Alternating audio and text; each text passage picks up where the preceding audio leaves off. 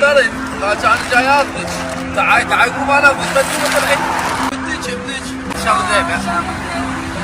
يا خالة لو شيخ نسيتك كلام الجنبري.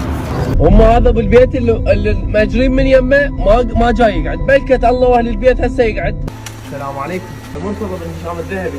ايه فوق اجرته لو بعدك؟ لا لا لا اي شيء يصير انا اتحمل. لا ما اقدر والله ما يقدر. ما انا عجوز. ما اقدر والله بالله. زين ليش؟ ما اقدر. بس شوف وضح.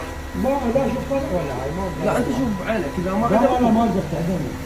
مثل ما شفتوا بالبيت ما قبل يقعد هسه راح نروح ندور على بيت ثاني. حجيه اليوم ما ننام اذا انت ما تنامين ببيت.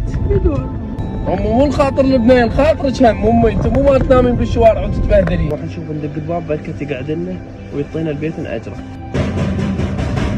اخوي انت ابو مروه وابو نخوه وانا قاصده وطالب منك هالطلب. يعني اذا صار شيء تخابرني الي بعد.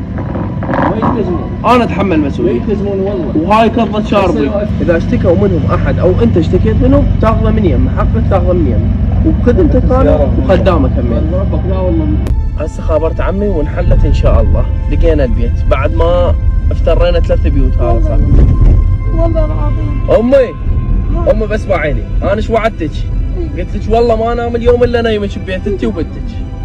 لقيت لك بيت ان شاء الله. الاخ علاوي تكفل انه يبقى الحجيه يمه للصبح، باكر الصبح راح يلقى لها بيت ايجار ان شاء الله، واحنا راح نتكفل بكل شيء.